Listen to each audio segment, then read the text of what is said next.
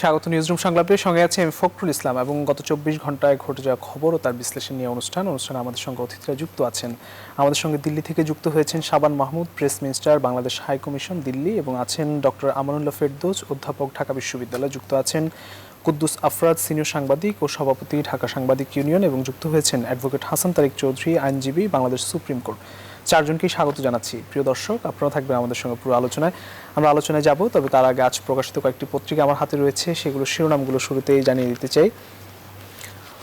বাংলাদেশ প্রতিদিন প্রধান শিরোনাম করেছে, বিতর্কের পর মন্ত্রিত্ব যাচ্ছে মুরাদের, ছাত্রদল নেতা থেকে আওয়ামী লীগের প্রতিমন্ত্রী। ডাক্তার মুরাদ হাসান, তথ্য এবং সম্প্রচার প্রতিমন্ত্রী, তাকে নিয়ে আসলে প্রধান শিরোনাম করেছে। কারণ আজকে সন্ধ্যার পরপরই আসলে মাননীয় প্রধানমন্ত্রী তার মন্ত্রিসভা থেকে পদত্যাগের নির্দেশ এসেছে, এরপরই বেশ বিতর্কিত একটি কর্মকাণ্ডের কারণে। এবং আরও বেশ কয়েকটি শিরোনাম রয়েছে। বাংলাদেশ ও ভারতের বন্ধুত্ব আমাদের হৃদয়ে, প্রধানমন্ত্রী।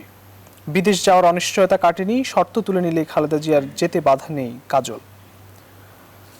মোটামুটি এই ছিল শিরোনাম। এবং শেখ হাসিনার সঙ্গে কাজ চালিয়ে যেতে উন্মুখ মোদি, ভারতের প্রধানমন্ত্রী নরেন্দ্র মোদির মন্তব্য এটি। ঘূর্ণিঝড় যাওয়াতে দিনভর বৃষ্টি, নাকাল জনজীবন। এই ছিল বাংলাদেশ প্রতিদিনের শিরোনাম। আমরা দেখলাম কালের কণ্ঠ কি শিরোনাম করেছে, দেখে আসতে চাই।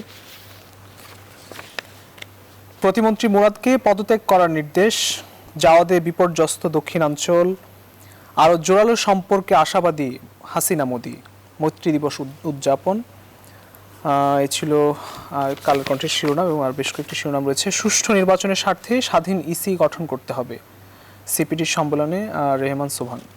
টানা বৃষ্টিতে জনভোগান্তি, ফেসবুকের বিরুদ্ধে 20,000 কোটি ডলারের মামলা, রোহিঙ্গা গণহত্যায় উস্কানি। এই ছিল কালের কণ্ঠের শিরোনাম। ডেইলি সান শিরোনাম করেছে, Prime Minister for further bolstering Bangladesh-India ties through trade connectivity. Will continue working with Hasina, Prime Minister Modi. Indian President to visit Bangladesh December 15 to 17. পত্রিকাগুলোর শিরোনাম আমরা দেখলাম আজকে। প্রায় সবগুলো পত্রিকার শিরোনাম আসলে তথ্য এবং সম্প্রচার প্রতিমন্ত্রী মুরাদ হাসানকে নিয়ে। এবং আমরা দেখলাম রাত 8টার পরে প্রধানমন্ত্রীর একটি নির্দেশনা আমরা দেখেছি, এবং সেখানে আসলে মন্ত্রিসভা থেকে পদত্যাগের নির্দেশনা এসেছে। আমরা দেখেছি যে ঠিক 24 ঘন্টা না যেতে আসলে অশ্লীল মন্তব্য এবং ফোন আলাপ ফাঁসের 24 ঘন্টা না যেতেই তার এই পদত্যাগের সিদ্ধান্ত জানিয়েছেন প্রধানমন্ত্রী। বেশ ইতিবাচক একটি সিদ্ধান্ত নিয়েছেন প্রধানমন্ত্রী। খুব দ্রুত সিদ্ধান্তটি নিলেন। আসলে মেয়ের বয়সী দুজন নারীকে নিয়ে অশালীন মন্তব্য করার কারণে আসলে তার অবশেষে পদত্যাগ করতে বাধ্য হচ্ছেন। জনাব শাবান মাহমুদ, আপনাকে দিয়ে শুরু করতে চাই। আপনি দিল্লি থেকে যুক্ত হয়েছেন, আপনাকে স্বাগত জানাচ্ছি। কি বলবেন আসলে, আপনার পর্যালোচনা জানতে চাই বিষয়টি নিয়ে। বাংলাদেশ ভারতের 50 বছরের ঐতিহাসিক সম্পর্ককে ঘিরে আজ মৈত্রী দিবস কর্মসূচি পালন করেছে দুই দেশ। আপনি নিশ্চয়ই জানেন যে ঢাকায় বাংলাদেশে অবস্থিত ভারতীয় হাই কমিশনের পক্ষ থেকে ব্যাপারে বিস্তারিত কর্মসূচি নেওয়া হয়েছিল। আমরা সেটি নিয়ে আলোচনা নিশ্চয় করব চীন মৈত্রী হলে, এবং আমাদের এখানেও বাংলাদেশ হাই কমিশনের পক্ষ থেকে এবং ভারতের পররাষ্ট্র মন্ত্রণালয়ের পক্ষ থেকে, ভারতের পররাষ্ট্র মন্ত্রণালয়ের থিঙ্ক ট্যাঙ্ক হিসেবে পরিচিত ICWA অর্থাৎ ইন্ডিয়ান কাউন্সিল ওয়ার্ল্ড অ্যাফেয়ার্স, তারা বিস্তারিত কর্মসূচি নিয়েছিল। এবং আমার কাছে সংক্ষেপে যেটি মনে হয়েছে যে 1971 সালে মহান স্বাধীনতা সংগ্রামে ভারত বাংলাদেশের মানুষের মধ্যে যে ভ্রাতৃত্বের বন্ধন, রক্তের বন্ধন তৈরি হয়েছিল, যে জাগরণ সৃষ্টি হয়েছিল, বাংলাদেশের স্বাধীনতা সংগ্রামকে, মুক্তির সংগ্রামকে ভারত যেভাবে এগিয়ে এসেছিল, ঠিক একইভাবে স্বাধীনতার 50 বছর পরে ঠিক তেমন একটি উপলব্ধি এবং তার একটি প্রতিফলন আমরা এবার দিল্লিতে অর্থাৎ ভারতের সরকারের পক্ষ থেকে তেমন একটি আয়োজন এবং দুই দেশের মানুষের মধ্যে পিপলস টু পিপলস কন্ট্যাক্ট এবং 50 বছরের ঐতিহাসিক পথ চলায় দুই দেশের বন্ধুত্বের যে একটা অনন্য উচ্চতা, তারই একটা প্রতিফলন আজ আমরা দিল্লিতে লক্ষ্য করেছি। বিশেষ করে ভারতের প্রধানমন্ত্রী শ্রীমতী নরেন্দ্র মোদী, তিনি টুইটারে যে বিষয়টি বলেছেন, আপনি নিশ্চয়ই সেটি এর আগেই উল্লেখ করেছেন যে মাননীয় প্রধানমন্ত্রী শেখ হাসিনার সঙ্গে তিনি আন্তরিকভাবে এবং বর্তমান সরকারের সঙ্গে তিনি আন্তরিকভাবে ভারতের পক্ষ থেকে সার্বিক সহযোগিতামূলক জায়গা থেকে তিনি কাজ করে যেতে চান। এবং একইভাবে আমাদের বাংলাদেশের প্রধানমন্ত্রী শেখ হাসিনা, তিনিও কিন্তু ভারতের প্রতি তার ৭১ সালের যে কৃতজ্ঞ বোধ সেটি এবং শ্রীমতী ইন্দিরা গান্ধীর প্রতি শ্রদ্ধা রেখে তার ভিডিও বার্তায় প্রায় 5 মিনিট 13 সেকেন্ডের এই ভিডিও বার্তাটিকে ঘিরে আজকে একটা প্রাণ চাঞ্চল্য সৃষ্টি হয়েছিল আমাদের এখানকার এই আইসিডব্লিউ আয়োজিত অনুষ্ঠানে। সেখানে অনেক কূটনীতিক অংশ নিয়েছিলেন, 20 জন বীর যোদ্ধা সেনাবাহিনীর পক্ষ থেকে যারা মহান মুক্তিযুদ্ধের সংগ্রামে অংশ নিয়েছিল তারা এসেছিলেন। তারপরে দুই দেশের প্রথিতযশা শিল্পীরা, বুদ্ধিজীবী, সাংবাদিক, রাজনীতিবিদ, সর্বস্তরের সব শ্রেণী পেশার প্রতিনিধিরা এই অনুষ্ঠানে যোগ দিয়েছিলেন। একটি স্বতঃস্ফূর্ত পরিবেশ, মনে হয়েছিল যে 50 বছর পরে যেন সেই ৭১-এর সেই চেতনার জাগরণ, এটি আমি লক্ষ্য করেছি। জি, আপনার কাছে আমরা আসবো। তবে আপনার কাছে একটি প্রশ্ন কিন্তু আমার ছিল যে আজকে বাংলাদেশ প্রতিদিনে যে শিরোনামটি দেখলাম, বিতর্কের পর মন্ত্রিত্ব যাচ্ছে মুরাদের, এই বিষয়টি নিয়ে যদি আপনার কিছু বলার থাকে। এক কথায় বলবো যে বর্তমান যিনি রাষ্ট্রনায়ক বা সরকার প্রধান, বঙ্গবন্ধু কন্যা মাননীয় প্রধানমন্ত্রী শেখ হাসিনা, তিনি আবারও প্রমাণ করলেন যে তিনি তার দলের লোক যদি কোনো বিতর্ক বা তিনি যদি কোনো সমালোচনার জন্ম দেন, নীতিহীন বা আদর্শহীন কোনো কর্মকাণ্ডে সংযুক্ত থাকেন বা এমনকি দুর্নীতি প্রশ্নে মাননীয় প্রধানমন্ত্রী জিরো টলারেন্স, এই নৈতিক অবস্থানের জায়গা থেকে মাননীয় প্রধানমন্ত্রী যদি নিশ্চিত হন কোন নেতা, মন্ত্রী, এমপি কারো বিরুদ্ধে কোনো অভিযোগ যদি প্রতীয়মান বা প্রমাণিত হয়, তখন মাননীয় প্রধানমন্ত্রী বঙ্গবন্ধুর কন্যা তিনি তার অনর অবস্থানে তিনি থাকেন এবং সেই জায়গায় তিনি গণমানুষের যে একটি আকাঙ্ক্ষার প্রতিফলন বা গণমানুষের যে একটি চাহিদা থাকে কোনো বিতর্কিত ইস্যুকে ঘিরে তার সমাধানের লক্ষ্যে, সেই জায়গায় মাননীয় প্রধানমন্ত্রী অত্যন্ত সাহসিকতার সঙ্গে নৈতিক অবস্থান থেকে, আদর্শিক চেতনার জায়গা থেকে এবং সর্বোপরি গণমানুষের যে প্রত্যাশা, সেই প্রত্যাশা পূরণে তিনি কখনো পিছু হন না। তার এই ঐতিহাসিক সিদ্ধান্ত গ্রহণের ফলে হয়তো দলের একজন প্রতিমন্ত্রীর সরে যাবেন, কিন্তু তার এই ঐতিহাসিক সিদ্ধান্তটি বাংলাদেশের 16 কোটি মানুষের হৃদয়ে আমার মনে হয় যে একটি ইতিবাচক প্রভাব ফেলবে। এমনকি আওয়ামী বিরোধী রাজনীতি যারা করেন বা সরকারের বিরুদ্ধে তীব্র সমালোচনা করেন, তারাও বঙ্গবন্ধুর এই কন্যার সিদ্ধান্তকে স্বাগত জানাতে বাধ্য। এবং এই সিদ্ধান্তকে যদি তারা স্বাগত জানাতে কার্পণ্য করেন, তাহলে বুঝতে হবে যে তারা শুধুমাত্র সরকারের সমালোচনার মধ্যেই সীমাবদ্ধ, তারা সত্যিকারের বা প্রকৃত কোনো ঘটনাকে স্বাগত জানাতে ব্যর্থ। সেখানে তাদের মানবিক গুণাবলীরও প্রশ্ন উঠে আসবে। আমি মনে করি যে মাননীয় প্রধানমন্ত্রীর এই সিদ্ধান্তটি একটা রাষ্ট্রনায়কের সিদ্ধান্ত, একটি আদর্শ নেতার সিদ্ধান্ত, সর্বোপরি যে মহান আদর্শ নিয়ে বঙ্গবন্ধু আওয়ামী লীগের রাজনীতি করতেন, সেই রাজনৈতিক চেতনার ধারাবাহিকতায় বঙ্গবন্ধুর কন্যার এটি একটি ঐতিহাসিক সিদ্ধান্ত, যা ইতিহাসের স্বর্ণাক্ষরে লেখা থাকবে যে মাননীয় প্রধানমন্ত্রী সঠিক সিদ্ধান্ত গ্রহণে কোনো সিদ্ধান্তহীনতায় ভুগেন না। জি, আসবো আপনার কাছে। আমরা একটু ডক্টর আমানুল্লাহ ফেরদৌস স্যার আপনার কাছে আসতে চাই। আসলে প্রধানমন্ত্রী নিশ্চয়ই ইতিবাচক, 24 ঘন্টা না যেতে আসলে একটি ইতিবাচক সিদ্ধান্ত নিয়েছেন। এটি কিভাবে আপনি আসলে দেখেন বিষয়টি, এবং নিশ্চয়ই একটি দৃষ্টান্তমূলক সিদ্ধান্ত, এবং পদত্যাগ করবেন তথ্য প্রতিমন্ত্রী, কি বলবেন? ধন্যবাদ আপনাকে এবং আমার সাথে যারা সহ আলোচক আছেন তাদের সবাইকে ধন্যবাদ জানাচ্ছি। সার্টেনলি, নিশ্চয়ই, এবং মাননীয় প্রধানমন্ত্রীর যে তড়িৎ সিদ্ধান্ত সেটা আরো 2 দিন আগে নিল, কিন্তু সেটা ড্যামেজটা একটু কম হতো, কিন্তু যে তড়িৎ সিদ্ধান্ত সেটা আমাদেরকে আমাদের ইজ্জতটা রক্ষা করেছে। কিভাবে, কেন বললাম এটা, যে আমরা যখন সমাজবদ্ধ হয়ে বসবাস শুরু করি, সমাজ তো একসময় ছিল না, আমরা সমাজ তৈরি করেছি। রাষ্ট্র একসময় ছিল না, রাষ্ট্র একসময় আমরা তৈরি করেছি। আমরা মানুষের ডিগনিটি বা মানুষের মর্যাদা এগুলা রক্ষা করার জন্যই, কিন্তু মানুষের ভিতরে সাম্য, মানুষের মূল্যবোধ এগুলা রক্ষা করার জন্যই কিন্তু আমরা এই সমাজ এবং এই রাষ্ট্রগুলা তৈরি করেছি। এখন এর ভিতরে মাঝে মধ্যে যে দুইজন একজন তার বিভিন্ন ধরনের সামাজিক অসঙ্গতির কারণে তার সোশ্যালাইজেশন প্রক্রিয়াটা, সামাজিকীকরণ প্রক্রিয়াটা হয়তো ভালো ছিল না, কারণে যে সে সাইকোপ্যাথ হয়ে যাবে না। আমরা বলি সোশিওলজিতে সাইকোপ্যাথ, সোশিওপ্যাথ বলি, আর সাইকোলজিতে বলে সাইকোপ্যাথ। এরকম যে হয়ে যাবে না দু একজন, তার কিন্তু কোনো গ্যারান্টি নাই, হয়ে যেতে পারে। কিন্তু যত তাড়াতাড়ি সম্ভব তাকে যদি সেখান থেকে রিমুভ করে এবং তাকে যদি একটা দৃষ্টান্তমূলক শাস্তির আওতায় নিয়ে আসা যায়, তো প্রথম শাস্তিটা তো তার হয়ে গেল যে তার মন্ত্রিসভা থেকে তার পদত্যাগ। কিন্তু ঢাকা বিশ্ববিদ্যালয় নিয়ে উনি যে মন্তব্য করেছেন, এদেশের নারীদের শিশুদেরকে নিয়ে তিনি যে মন্তব্য করেছেন, নারীবাদীদেরকে নিয়ে যে মন্তব্য করেছেন, দেখুন আমরা কিন্তু গত 50 বছরে এই দেশে কিন্তু অসম্ভব কষ্ট করে সবগুলা সরকারেরই এখানে অবদান আছে, সবাইকে সাথে নিয়েই এবং অসম্ভব কষ্ট করে এদেশের নারী এবং শিশুদের অধিকার রক্ষা, তাদের মর্যাদা রক্ষার জন্য কিন্তু 50 বছরে নিরলস পরিশ্রমের ফলে আজকের একটা অবস্থানে কিন্তু এসে দাঁড়িয়েছে। এখন আপনি চতুর্থ শিল্প বিপ্লবের কথা বলছেন, এই চতুর্থ শিল্প বিপ্লবের হওয়ার যে পরিবেশটা তৈরি হয়েছে সেটা কিন্তু একদিনে তৈরি হয় নাই। এই জায়গাটাতে নারী ও শিশুর মর্যাদা রক্ষার ক্ষেত্রে যে আঘাতটা এই মুরাদ সাহেব দিয়েছেন, এটা অকল্পনীয়। এবং আমাদের দেশের নারীদের এবং শিশুদের প্রতি যে ধরনের মন্তব্যটা উনি করেছেন, এরকম মন্তব্য আমার মনে হয় না গত 50 বছরে আমরা আর দ্বিতীয় কাউকে। এমনি রাজনীতির কারণে একটা রাজনৈতিক দল আর একটা রাজনৈতিক দলের নেতাদের সমালোচনা করবেন, সমালোচনা হয়, কিন্তু আপনি খুব খেয়াল করে দেখেন এখানে অনেকেই আছেন যারা হয়তো আরো আগের কথা বলতে পারবেন। 50, 60, 70, 80 দশকের যে রাজনীতি, সেখানে কিন্তু এইরকম ভাষায়, এইরকম অবস্থায় কাউকে আক্রমণ করা, একটা বাচ্চা মেয়েকে, নিজের মেয়ের বয়সী একটা বাচ্চা মেয়েকে আক্রমণ করা, অথবা সমস্ত দেশের নারীবাদীদেরকে নিয়ে কথা বলা, অথবা ঢাকা বিশ্ববিদ্যালয় নিয়ে কথা বলা, যে বিশ্ববিদ্যালয় তার আলমা ম্যাটার, যে বিশ্ববিদ্যালয় তাকে গ্রাজুয়েশন সার্টিফিকেট দিয়েছে, সেই ঢাকা বিশ্ববিদ্যালয় নিয়ে এইভাবে কথা বলা, অথবা রুকেয়া হল, শামসুন্নাহারের মেয়েদেরকে নিয়ে কথা বলা, এর থেকে অধ্যত্বপূর্ণ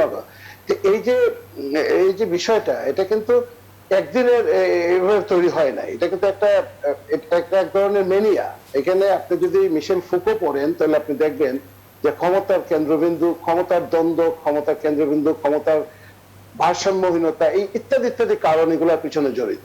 তো এরকম মুরাদ ধরেন একজন গেলেন, এরকম আরো অন্যান্য মুরাদ যারা আছেন সমাজে বিভিন্ন শ্রেণীতে বসে আছেন, তাদের জন্য এটা একটা মেসেজ মাননীয় প্রধানমন্ত্রীর পক্ষ থেকে যে আপনি যদি মুরাদ হয়ে যান, মুরাদ হয়ে যদি সচিবালয়ে বসে থাকেন, মুরাদ হয়ে যদি শিক্ষা প্রতিষ্ঠানে বসে থাকেন, অথবা যেখানে যান আপনি সেখানে একজন মুরাদ পাবেন আপনি, ইদানিং দেখা যাচ্ছে। তো ওই মুরাদদের উদ্দেশ্যে এটা একটা স্ট্রং মেসেজ মাননীয় প্রধানমন্ত্রীর কাছ থেকে যে আমরা কিন্তু মুরাদকে সহ্য করবো না। বাংলাদেশ কিন্তু মুরাদদেরকে আর সহ্য করার মতো পরিবেশ পরিস্থিতিতে নাই। আমি যে কথাটা বলতে চাই যে এই ঘটনাটা এই শেষ মানে তাড়াতাড়ি সিদ্ধান্তটা নেওয়াতে আমাদের সন্দেহ ছিল হয়তো কালকে পরশু পর্যন্ত যাবে, কিন্তু খুব তাড়াতাড়ি সিদ্ধান্তটা নিয়ে আমাদের মর্যাদাটা, অন্তত পক্ষে আমাদের নারীদের যে মর্যাদাটা, আমাদের যে যারা আমরা বিভিন্ন কাজে জড়িত, আমরা নারীদের অধিকার আদায়ের কাজে যারা জড়িত, তাদের ইজ্জতটা অন্তত পক্ষে উনি রক্ষা করেছেন। একটা শান্তিতে অন্তত পক্ষে আমরা আজকে ঘুমাতে পারবো যে না, এই দেশে কিছুটা অন্তত পক্ষে বিচার পাওয়া যেতে পারে, যদিও অনেক প্রশ্ন রয়েছে এ নিয়ে। আসবো স্যার আপনার কাছে, থাকুন আমাদের সঙ্গে জনাব কুদ্দুস আফরোজ, আপনার কাছে আপনি যদি কিছু যুক্ত করতে চান, আসলে যে মাননীয় প্রধানমন্ত্রীর সিদ্ধান্ত কিংবা গত কয়েক মাস ধরে আমরা দেখছি যে বিতর্কিত মন্তব্য সবকিছু নিয়ে যারা নারীরা রয়েছেন তারাও আসলে এটি নিয়ে কষ্ট পেয়েছেন, তার মন্তব্যে সবকিছু মিলে আপনি যদি কিছু যোগ করতে চান। ধন্যবাদ আপনাকে, যারা আলোচনায় আছেন তাদেরকে শুভেচ্ছা। বিষয়টা হচ্ছে যে মুরাদ যে কাজটা করেছে, তথ্য প্রতিমন্ত্রী, এখনো উনি যেহেতু মন্ত্রী, তথ্য প্রতিমন্ত্রীর পদে আছেন, পদত্যাগটা হয়তো কালকে করবেন বা ইতিমধ্যে করে ফেলেছেন, তা যতক্ষণ এটা সংবাদ প্রকাশ না হবে ততক্ষণ পর্যন্ত আমরা ধরে নিই তিনি এখনো তথ্য প্রতিমন্ত্রী আছেন। একজন ক্যাবিনেটের একজন সদস্যকে এইভাবে বের করে দেওয়ার মধ্য দিয়ে বর্তমান প্রধানমন্ত্রী জননেত্রী বঙ্গবন্ধু কন্যা শেখ হাসিনার যে একটা সাহসী সিদ্ধান্ত নিয়েছে, একটু আগে সাবান মাহমুদ সাহেব বলছেন যে এটা হচ্ছে অকল্পনীয়। আর একটু আগে অধ্যাপক সাহেব যেগুলো বললেন, 50 বছর এরকম বুড়ি বুড়ি নারীদেরকে আক্রমণ কথা শোনা গেছে। এর চেয়ে জঘন্য ভাষায় প্রতিদিন আমাদের মৌলবীরা আমাদের মাদ্রাসাগুলোতে, আমাদের শিক্ষা প্রতিষ্ঠানগুলোতে নানান রকম খারাপ কাজ শোনা যায়, ওইগুলোকে প্রোটেকশন দেওয়া হয়। এই সমাজ প্রোটেকশন দিচ্ছে, এই সমাজে না, এই দেশের রাজনীতিকদের একটা বড় অংশ তাদেরকে প্রোটেকশন দেয়। প্রোটেকশন দেয় দেখি মামুনুলের মতো লোকেরা, মামুনুলের অন্যায় এর চেয়েও বেহায়া ধরনের ছিল, সে যেভাবে কাজগুলো করছিল। কিন্তু তার পক্ষেও দেখেন, মামুনুল যখন পুলিশ চিহ্নিত হয়েছে তারপরে কিন্তু রিসোর্ট ভেঙেছে, থানায় আক্রমণ করেছে, নানান কিছু করেছে। ওগুলোকে কারা পৃষ্ঠপোষকতা দেয়? আমাদের সমাজের একটা অংশ ওদেরকে পৃষ্ঠপোষকতা দিয়ে যাচ্ছে, এখন হয়তো উল্লাস করছে, কিন্তু নেপথ্যে যারা আছে তাদেরকে সাজার আওতায় আনতে হবে। এক। দুই হচ্ছে যে বর্তমান প্রধানমন্ত্রীর চেয়ে বড় নারীবাদী আমি মানুষ খুব একটা কম দেখেছি। নারীদেরকে কোন রকমের তার আমলে কেউ আক্রমণ করবে, স্ল্যাশ করবে, ইয়া করবে, কটা করবে, বাস্তব প্রমাণ এই ডক্টর মুরাদ হাসান সাহেবকে কয়েক ঘন্টাও ছাড় দেওয়া হয়নি। ওনার নজরে গেছে, ওনার সাথে যখন এইগুলো খোঁজ খবর নিয়ে, কারণ একটা মন্ত্রীকে মন্ত্রিসভা থেকে অপসারণ করতে হলে কিছু ফর্মালিটিস আছে। উনি যে বললেন যে 2 দিন আগে করলে ভালো হতো, 2 দিন আগে এটা কেউ জানতো না। 2 দিনের সময়টা লাগে, তার এই জন্যই লাগে যে কিছু ফর্মালিটিস মেনটেন করতে হয়। কারো বিরুদ্ধে কোনো কিছু শুনেই কিন্তু ব্যবস্থা নেওয়া যায় না। সেই ব্যবস্থার তথ্যপত্রগুলো সংগ্রহ করে যাচাই বাছাই করে দেখে একটা সিদ্ধান্ত নিতে হয়। আমি মনে করি এটা একটা যুগান্তকারী সিদ্ধান্ত, এবং বর্তমান সরকার যে পারে যে কোনো কিছু, যেটি একটু আগে শাবান মাহমুদ বললেন যে কোনো বিষয়ে, উনি কোনো বিষয়ে যদি সমাজের যে আকাঙ্ক্ষা, সমাজের যে চাহিদা, রাষ্ট্রের যে চাহিদার সাথে সঙ্গতি মিলিয়ে উনি অলওয়েজ চলার চেষ্টা করেন। উনি কাউকে এখানে খাটো করার, নিজের দলের হোক বাইরের দলের হোক, বরঞ্চ বাইরের দলের অনেক ক্ষেত্রে অনেক ধরনের ছাড় দেওয়া হচ্ছে। আমরা মনে করি যে কোনো কিছু সরকারের তরফে সরকার যা ন্যায়, এইখানে যে অবস্থা নিচ্ছে অন্যান্য সকল ক্ষেত্রে এরকম একটা ন্যায়নিষ্ঠ সিদ্ধান্ত, ন্যায়নিষ্ঠ আদেশ, ন্যায় নির্দিষ্ট সবকিছুতে তার একটা ন্যায়নিষ্ঠ ব্যবস্থা, পদক্ষেপ আমরা আগামীতে আশা করব। কারণ এটা সত্য যে বর্তমান প্রধানমন্ত্রী দুর্নীতির বিরুদ্ধে নানানভাবে চেষ্টা করে যাচ্ছে। এটাও সত্য যে বাংলাদেশের দুর্নীতি হচ্ছে, এবং এর বিরুদ্ধে যদি সমাজ থেকে একবার আওয়াজ তোলা যায়, তাহলে এই যে তথ্য প্রতিমন্ত্রী যে ধরনের কথাবার্তা বলেন, এগুলা কিন্তু একটা বিকৃত রুচি, সমাজের এরকম শুধু বিকৃত রুচির, এটা হচ্ছে মানসিকতা, যেটা আপনি একটু আগে বললেন যে সাইকিস্টদের ভাষায় একরকম, সোশ্যালিস্টদের ভাষায় একরকম, আর আরেকটা আছে, একটা বিকৃতি রুচি আছে, এটা হচ্ছে কারাপশন একটা উল্লাস চলা, কারাপশনকে মদত দেওয়া। আমি মনে করি বর্তমান প্রধানমন্ত্রী এই কোভিড কালে যেভাবে দেশকে সামাল দিয়েছে, সামনে এটা দিয়ে শুরু করলো, এবং যারা দুর্নীতি অন্যান্য অপকর্মে জড়িত তাদের বিরুদ্ধে দলের বাইরে সবার বিরুদ্ধে ব্যবস্থা নেই। জি, আসবো আপনার কাছে। আমরা একটু অ্যাডভোকেট হাসান তারিক চৌধুরী আপনার কাছে আসতে চাই। হাইকোর্ট আজকে একটি মন্তব্য করেছেন, দুর্নীতিবাজদের কালো হাত ভেঙে দিতে হবে, এবং আমরা দেখেছি যে দুদকের পক্ষ থেকে গত দুদিনে আমরা দেখেছি 43 ব্যক্তি অর্থ পাচারকারীর একটি তালিকা দেওয়া হয়েছে। আজকে ঢাকা ব্যাংকের বংশাল বল্ট থেকে 4 কোটি টাকা লুটের মামলা আসামিদের জামিন আবেদনের উপর শুনানি শেষে এমন মন্তব্য করেছেন বিচারপতি। এটি নিয়ে আপনার মন্তব্য জানতে চাই, সংক্ষেপে যদি করেন, যে আসলে অর্থ পাচারকারী রয়েছে যারা আসলে বিদেশে অর্থ পাচার করছেন, তাদের একটি তালিকা দেওয়া হয়েছে, এবং তাদের সে অর্থ কতটা ফিরিয়ে আনা সম্ভব, এবং আজকে যেটি বলেছেন দুর্নীতিবাজদের কালো হাত ভেঙে দিতে হবে, সবকিছু মিলিয়ে আপনার মন্তব্য জানতে চাই। ধন্যবাদ। আপনার মাধ্যমে আমি প্রথমে আমাদের মহামান্য হাইকোর্ট তাদের যে ইতিবাচক প্রতিক্রিয়া প্রদর্শন করছে তার জন্য আমি মহামান্য হাইকোর্টের প্রতি আমার অভিনন্দন এবং শ্রদ্ধা জানাতে চাই। এই কারণে যে একটা দেশের বিচারালয়, সর্বোচ্চ বিচারালয় যখন একটা অভিভাবকের মতো মন্তব্য করে বা দায়িত্ব পালন করে, সে তখন জাতি কিন্তু অনেক সম্ভাবনার দিকে যায়, এবং জাতির জন্য অনেক, আমি বলবো যে আইনের শাসনের ক্ষেত্রে একটা বিরাট সম্ভাবনার দিগন্ত উন্মোচিত হয়। আমরা দেখতে পাচ্ছি অতি সাম্প্রতিক কালে আমাদের মহামান্য হাইকোর্টের একটা গুণগত এবং নীতিগত পরিবর্তন ঘটছে, যেটি খুবই ইতিবাচক। বিভিন্ন ঘটনায় আপনি দেখেন যে একটা ধর্ষণ মামলার ব্যাপারে সম্প্রতি একজন বিচারককে যেভাবে সুপ্রিম কোর্ট থেকে তাকে যেভাবে তার বিচারিক ক্ষমতা কেড়ে নেওয়া হয়েছে, অর্থাৎ বিচারপতিরও বিচার শুরু হয়ে গেছে এখানে। এবং এই যে প্রক্রিয়াটি, এটি আমি বলবো যে মহামান্য হাইকোর্টের একটা ইতিবাচক উদাহরণ আইনের শাসনের জন্য আমাদের সর্বোচ্চ আদালত প্রতিষ্ঠা করলো। কিন্তু এট দ্য সেম টাইম আমাদেরকে মনে রাখতে হবে যে আমরা সামাজিক এবং রাজনৈতিক জীব, মানুষ হিসাবে, জনগণ হিসাবে, নাগরিক হিসাবে আমাদের সংবিধান একটি রাজনৈতিক একটি উপাদান, এবং আমরা যদি মনে করি যে আমরা রাজনীতি বিচ্ছিন্ন থাকবো, আমরা ভুল করব নীতিগত ভাবে। ফলে আমরা যেখানে অবস্থান করি না কেন, যে মতই পোষণ করি না কেন, সবকিছুর পেছনে একটি রাজনৈতিক অবস্থান রয়েছে। আমাদের বাংলাদেশে আমরা প্রধানত সবকিছুকে আমাদের এভাবেই বিচার করতে হবে। এই কারণে যারা মহান মুক্তিযুদ্ধের চেতনায় বিশ্বাস করে না তারা একটি রাজনীতি ধারণ করে, আর যারা মহান মুক্তিযুদ্ধের চেতনায় বিশ্বাস করে তারা আরেকটি রাজনীতি ধারণ করে। আবার অন্যদিকে আজকে যারা একদিকে মেগা উন্নয়নের স্লোগান দিয়ে যারা আবার মেগা দুর্নীতি করছে, তারা কতটা দেশকে ভালোবাসে, দেশের প্রতি তাদের দরদ আছে, এটি কিন্তু মানি লন্ডারিং মামলা যখন আমরা আদালতে করি তখন আমরা কিন্তু টের পাই, এবং এর পেছনে যখন রাজনৈতিক মদত আমরা প্রত্যক্ষ করি তখনও কিন্তু আমরা টের পাই যে কিভাবে বিদেশে টাকা পাচার হয়, কিভাবে কানাডায় মালয়েশিয়ায় বেগমপাড়া গড়ে ওঠে। আমাদের দেশের দুটি বৃহৎ রাজনৈতিক দল যারা বিভিন্ন সময়ে বিভিন্ন মেয়াদে এই দেশকে শাসন করেছে, তাদের নেতা নেত্রীদের সম্পদের যে হিসাব, সে হিসাব জাতি কখনো জানতে পারেনি, জানতে চেয়েও তারা সে জায়গায় যেতে পারেনি। আজকে যখন বিরোধী দলীয় নেত্রী সন্তানদের নিয়ে যখন কথা হয় যে মালয়েশিয়া বেগমপাড়া লন্ডনে ব্রিটিশ নাগরিকত্ব নিয়ে রাজকীয় বাড়িতে থেকে যে রাজনীতি তারা করতে চাইছে সেটার টাকা কোত্থেকে আসে, আর সরকারি দলের নেতাদের নামেও যখন একই রকম কথা আসে, তখন কিন্তু তৃতীয় পক্ষ হিসেবে, জনগণের পক্ষ হিসেবে আমাদের কিন্তু মনে প্রশ্ন জাগে যে এর একটি শ্বেতপত্র প্রকাশ হওয়া দরকার, যে বাংলাদেশের কোন কোন নেতা নেত্রীরা, কোন কোন মন্ত্রী এমপিরা বিদেশে টাকা আদৌ করেছে কিনা পাচার, তার একটা শ্বেতপত্র প্রকাশিত হওয়া দরকার। সেই কথাটি মনে হয় মহামান্য হাইকোর্ট একটি যুগান্তকারী একটা নির্দেশনার মধ্য দিয়ে বলেছে যে দুর্নীতির কালো হাত ভেঙে দিতে হবে। এবং আমরা এটি দেখি কিভাবে, এর বহিঃপ্রকাশ দেখি দম্ভোক্তির মাধ্যমে।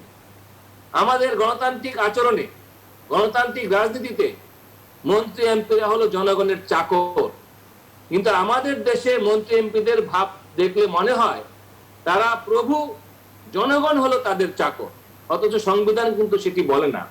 এই যে মন্ত্রী এমপিরা রাতারাতি তারা জনগণের প্রভু কিংবা জমিদার বলে যান আচরণের দিক থেকে, তাদের যে অহংকার, দম্ভ, সে দম্ভের বহিঃপ্রকাশটার কিছুটা হলেও মাননীয় প্রধানমন্ত্রী যে একটা দলীয় প্রশাসনের মধ্য দিয়ে একটা উদাহরণ সৃষ্টি করেছেন, এটিকে আমি সাধুবাদ জানাই।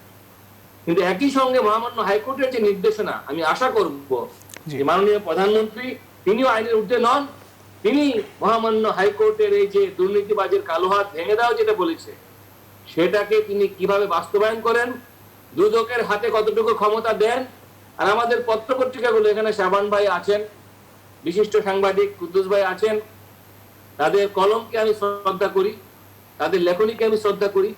দুর্নীতিবাজের বিরুদ্ধে পত্রপত্রিকাগুলো কতটা লিখতে পারে, কতটা অনুসন্ধানী প্রতিবেদন করতে পারে, সেটিও একজন পেশাদার আইনজীবী হিসেবে, জনগণেরই একজন হিসেবে, সাধারণ নাগরিক হিসেবে সেই প্রত্যাশা আমি করতে চাই।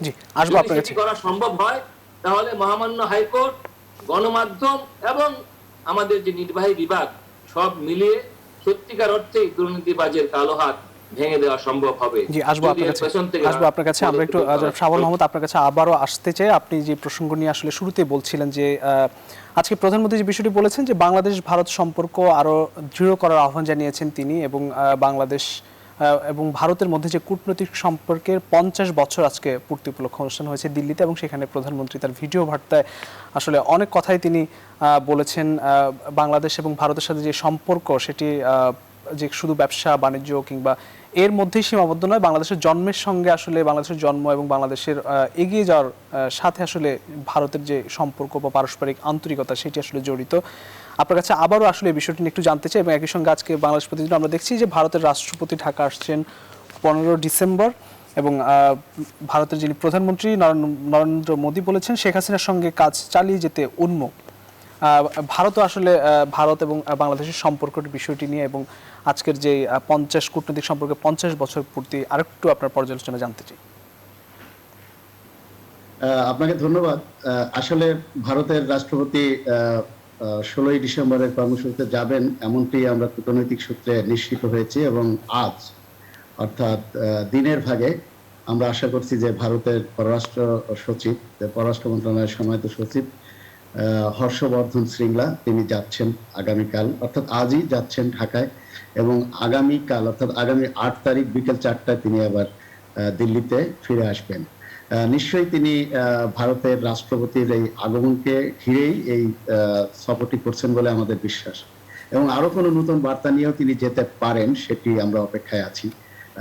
তিনি যদি নতুন কোনো বার্তা নিয়ে যান, আপনারা জানতে পারবেন। আমি বলতে চাই যে আজকের এই অনুষ্ঠানটি শুধুই আনুষ্ঠানিকতায় ঘেরা ছিল তা আমি বলবো না। এটি 50 বছরে আমাদের দীর্ঘ পরীক্ষিত এবং বাংলাদেশের স্বাধীনতার জন্মের ইতিহাসের সঙ্গে যে নিকটতম প্রতিবেশী বন্ধু প্রতিনিধি দেশ ভারত আছে, সেই ভারতের যে 71-এর ঐতিহাসিক অবদান এবং সেই স্বাধীনতা সংগ্রামে তাদের প্রত্যক্ষ অংশগ্রহণ এবং প্রায় 1 কোটি শরণার্থী, বাঙালি শরণার্থীকে তারা সেদিন যেভাবে পশ্চিম বাংলা সহ পার্শ্ববর্তী রাজ্যগুলোতে তারা শরণার্থী হিসেবে ঠাঁই দিয়েছিল, আশ্রয় দিয়েছিল, সেই কৃতজ্ঞতার বিষয়গুলো আজকের দুই দেশের বক্তাদের আলোচনায় উঠে এসেছে। এবং আজকে শ্রী হর্ষবর্ধন শ্রীংলা সহ, অর্থাৎ ভারতের পররাষ্ট্র মন্ত্রণালয়ের পররাষ্ট্র সচিব সহ 2জন মন্ত্রী আমাদের বাংলাদেশ হাই কমিশনের উদ্যোগে আয়োজিত অনুষ্ঠান এবং ভারতের পররাষ্ট্র মন্ত্রণালয়ের থিঙ্ক ট্যাঙ্ক ICW এর ভিন্ন আয়োজনে যৌথভাবে যে আয়োজনটি হয়েছে, সেখানে দুই দেশের বক্তারা সেই স্মৃতিচারণে তারা এটি বলেছেন এবং দুই দেশের সরকার প্রধান নরেন্দ্র মোদী এবং বঙ্গবন্ধু কন্যা শেখ হাসিনার পক্ষ থেকে যে আজকের অনুষ্ঠানকে ঘিরে, আজকের দিবসকে ঘিরে, আজকের এই ইতিহাসের আলোকে তারা যে আশাবাদ ব্যক্ত করেছেন, সেই আশার জায়গাটায় উভয় দেশের নেতৃবৃন্দ আস্থা রেখে বক্তব্য দিয়েছেন। তবে মাননীয় সাবেক তথ্যমন্ত্রী হাসানুল হক ইনু, তিনি তার বক্তব্যে শুধুই আমাদের বন্ধুত্বের এই দীর্ঘ অর্জন নিয়ে কথা বলেননি, তিনি কিন্তু কিছু জ্বলন্ত ইস্যুও তুলে আনার চেষ্টা করেছেন এবং প্রত্যাশা, প্রাপ্তি, আশা নিরাশার জায়গা, আমাদের ওয়াটার শেয়ারিং ইস্যুস এবং আমাদের সীমান্তবর্তী এলাকার শান্তি নিরাপত্তা, আমাদের সড়কপথ, রেলপথে ভারতের যে সহযোগিতা এবং আমাদের বাণিজ্যিক সম্পর্ক বৃদ্ধি, সর্বোপরি দুই দেশের মানুষের মধ্যে যে আত্মার বন্ধন, সেই বন্ধন কতটুকু অটুট আছে, কতটুকু চ্যালেঞ্জ আছে, কি কি বিষয় মোকাবেলার প্রয়োজন আছে, সার্বিক দিক তুলে ধরেছেন। আর ভারতের পররাষ্ট্র মন্ত্রণালয়ের সচিব তিনি খুব অকৃপণ চিত্তেই বাংলাদেশের মধ্যম আয়ের দেশে উন্নীত হয় তিনি ভূয়সী প্রশংসা করেছেন এবং বর্তমান সরকারের তিনি তার গতিশীল নেতৃত্ব, বিশেষ করে প্রধানমন্ত্রী শেখ হাসিনা যে আন্তরিক সম্পর্ক তৈরি করছে ভারতের সরকারের সঙ্গে, ভারতের মানুষের সঙ্গে, এবং দুই দেশের বন্ধুত্বকে যেভাবে নিবিড় এবং সামনের দিকে এগিয়ে নেওয়ার জন্য নিরলসভাবে শেখ হাসিনা চেষ্টা করে যাচ্ছেন, নরেন্দ্র মোদীও একইভাবে চেষ্টা করে যাচ্ছেন, এই দুই প্রধানমন্ত্রীর ভূয়সী প্রশংসা করে এই সম্পর্ককে আরো এগিয়ে নেওয়ার ব্যাপারে দুই দেশের নেতৃবৃন্দ দৃঢ় প্রত্যয় ব্যক্ত করেছেন। আমি লক্ষ্য করেছি যে সাধারণ মানুষের প্রতিক্রিয়া কি, সাধারণ মানুষের মধ্যেও আমি এক ধরনের উৎসাহ, উদ্দীপনা এবং দুই দেশের সম্পর্কটাকে বৃদ্ধি করার তাগিদ দেওয়া হয়েছে। বিশেষ করে আমাদের বাংলাদেশের একজন সিনিয়র নেতা তিনি বলেছেন যে আমাদের দুই দেশের সম্পর্কের বিষয়টি এরকম যে বাংলাদেশ যদি ভালো থাকে নিশ্চয়ই ভারত ভালো থাকবে, আর ভারত যদি ভালো থাকে নিশ্চয়ই বাংলাদেশ ভালো থাকবে। আমরা এই বিষয়টি নিয়ে একটু ডক্টর আমানুল্লাহ ফেরদৌস স্যার আপনার কাছে একটু মন্তব্য জানতে চাই। শুধু বাংলাদেশের প্রতিবেশী না, বাংলাদেশের সঙ্গে যে সীমান্ত, সবচেয়ে দীর্ঘ সীমান্ত এবং বাংলাদেশের স্বাধীনতা থেকে শুরু করে সবকিছুর সঙ্গে আসলে ভারতের একটি ওতপ্রোতভাবে জড়িত থাকার একটি বিষয় রয়েছে, বন্ধুত্ব কিন্তু রয়েছে ভারতের সঙ্গে, ব্যবসা বাণিজ্য সব ক্ষেত্রে। স্যার আপনার একটু 2 মিনিটে যদি একটু মন্তব্য করেন এই বিষয়টি নিয়ে, আজকে কূটনৈতিক সম্পর্কে 50 বছর। শাবান ভাই ডিটেইল বলেছেন এবং শাবান ভাই যে কথাগুলো বলেছেন সেই কথাগুলোর সাথে আমরা এগ্রি করি। ভারত তো আমাদের একদম পরিচিত বন্ধু এবং আপনার ধরেন ভারতের সহযোগিতা ছিল আমাদের মুক্তিযুদ্ধে, সবই ঠিক আছে, কিন্তু ভারতের সাথে অমীমাংসিত যে কিছু যে বিষয়গুলো রয়ে গেছে, সেই বিষয়গুলো সমাধান যদি না হয় তাহলে এদেশের সাধারণ মানুষের ভিতরে যে একটা পার্সপেক্টিভ, যেটা উনি বললেন যে হাসানুল হক ইনু ভাই হয়তো সেখানে তুলেছেন, আজকে ভারতের একজন আমাদের সাবেক, আমাদের এখানে ছিলেন অ্যাম্বাসেডর হিসেবে, হাই কমিশনার হিসেবে ছিলেন পিনাক রঞ্জন চক্রবর্তী, উনি একটা টক শোতে আজকে দেখে কথা বলছিলেন, তো ওনার যে বডি ল্যাঙ্গুয়েজটা দেখলাম, সেই বডি ল্যাঙ্গুয়েজটা কিন্তু আমাদের কাছে ভালো লাগে নাই। মানে বিষয়টা হলো যেটা, যে সেটা হলো যে ভারতের সাথে বন্ধুত্ব সব দিক থেকে আমাদের ভালো, এবং আরো ভালো করতে হবে। ভারতের অবদান তো, এটা তো আমি আপনি বললেই লাভ হবে না, ভারতের অবদান তো ডকুমেন্টেড, এটা নিয়ে তো কোনো কথা নাই। ইন্দিরা গান্ধীর সারা বিশ্ব সফর করা আমাদের মুক্তিযুদ্ধ নিয়ে 1 কোটি মানুষকে, কিন্তু পরবর্তীতে এই যে ভারতের বিভিন্ন সময় তাদের আমলাদের যে বডি ল্যাঙ্গুয়েজ, এই বডি ল্যাঙ্গুয়েজটা কিন্তু আমরা কিন্তু মানতে পারছি না। এই কথাটার দিকে আমাদেরকে নজর রাখতে হবে। বাংলাদেশের মুক্তিযুদ্ধ ভারত পাকিস্তানের কোনো যুদ্ধ ছিল না, বাংলাদেশের মুক্তিযুদ্ধ বাংলাদেশের মুক্তিযুদ্ধ এবং জনযুদ্ধ ছিল এটা। এখানে ওই ভারতে সফর করে দেখেছি অনেক সময় ওনাদের উপরের লেভেলে একটা ধারণা যে ভারত পাকিস্তান যুদ্ধ ছিল। জি, আমরা একদম শেষ পর্যায়ে চলে এসেছি স্যার, 30 সেকেন্ডে যদি শেষ করেন। সীমান্ত, আমি শেষ কথাটা বলি, সীমান্তবর্তী অঞ্চলে যে হত্যাকাণ্ডগুলো হয় সেগুলোকে উনি বলছেন যে মিসক্রিয়েন্স এবং দুষ্কৃতকারী। আমরা যে অনেক সময় পত্রিকাতে লিখে যে নিরীহ সীমান্তবর্তী অঞ্চলে নিরীহ বাঙালি মারা গেছেন, উনি বলছেন যে এগুলো নিরীহ না, এগুলা দুষ্কৃতকারী। এগুলা সীমান্তবর্তী অঞ্চলের ডিসকোর্সটা তো আমরা ভালো করে জানি। এই জায়গাটাই শুধু আমাদের একটু উন্নতি করতে হবে, সবচেয়ে বেশি উন্নতি করতে হবে। অসংখ্য ধন্যবাদ স্যার। পাকিস্তান পানি বন্টন টন্টন তো অনেক বিষয় আছে, সেগুলো অসংখ্য ধন্যবাদ স্যার। নিশ্চয়ই জনাব কুদ্দুস আফরাদ, আপনার কাছে আসতে চাই 1 মিনিটের জন্য, আসলে আমাদের সময় একেবারেই শেষ। অমিক্রন নিয়ে আমরা একটু কথা বলতে চাই। অমিক্রন অস্বস্তির কিন্তু ভীতিকর কিছু না, এমনটা জনস্বাস্থ্যবিদরাও বলছেন। বাংলাদেশের সতর্কতার জায়গায় আসলে কতটা সতর্ক হতে পারছি আমরা, যদি আপনি মন্তব্য করেন 1 মিনিটে। গেলবার যখন আমাদের করোনা প্রথম দফায় আসে, তার চেয়ে এখন সতর্কতার মাত্রাটা সরকারের তরফে একটু বেশি সজাগ আছে, তারা নানান পদক্ষেপ বলে নিয়েছে। কিন্তু এটা আর একটু রাখতে হবে, কারণ এটাও সত্য যে অমিক্রনে মানুষ মারা যাচ্ছে না, কিন্তু আক্রান্ত হলে এটা কিন্তু ছড়িয়ে পড়ছে। ডেল্টা ভেরিয়েন্টের চেয়ে এটার ক্ষমতা আরো বেশি, ছড়িয়ে যাচ্ছে, তাতে কিন্তু ক্ষতির সম্মুখীন একটা আছে। আমি মনে করি এখনো বিদেশ ফেরত যারা হয়, বিশেষ করে আফ্রিকান এবং অন্যান্য যেসব দেশগুলো আক্রান্ত হয়ে গেছে, বেশি আক্রান্ত হয়েছে, ওইসব দেশ থেকে যারাই ফিরবে তাদেরকে মাস্ট কোয়ারেন্টাইনের ব্যবস্থা করতে হবে। অসংখ্য ধন্যবাদ। অসংখ্য ধন্যবাদ। আমরা একটা অ্যাডভোকেট হাসান তারেক চৌধুরী, আমাদের হাতে সময় একেবারেই নেই, একটু বলতে চাই যে অক্সফোর্ড অ্যাস্ট্রাজেনেকার ভ্যাকসিন উদ্ভাবকদের একজন বলছেন ভবিষ্যতে মহামারী কোভিড-19 চেয়েও বেশি, ভবিষ্যতের যে মহামারী সেটি কোভিড-19 চেয়েও বেশি প্রাণঘাতী হবে। এই ক্ষেত্রে আসলে কোভিড-19 থেকে শিক্ষা নিয়ে আমাদেরকে আরো বেশি সতর্ক হতে হবে। আপনার মন্তব্য জানতে চাই, 1 মিনিটে শেষ করবেন।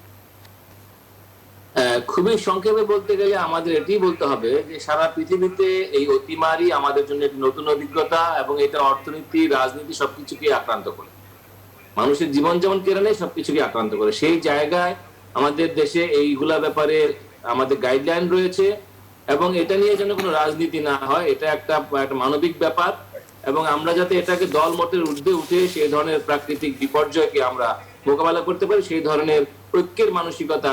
অসংখ্য ধন্যবাদ অ্যাডভোকেট হাসান তারেক চৌধুরী, কুদ্দুস আফরাদ, ডক্টর আমানুল্লাহ ফেরদৌস এবং শাবান মাহমুদ, আপনাদেরকে আবারও ধন্যবাদ জানাচ্ছি। প্রিয় দর্শক, নিউজরুম সংলাপ আজ এখানে শেষ করতে হচ্ছে। আবার দেখা হবে আগামীকাল একই সময়। সবাই ভালো থাকবেন, সুস্থ থাকবেন, শুভরাত্রি।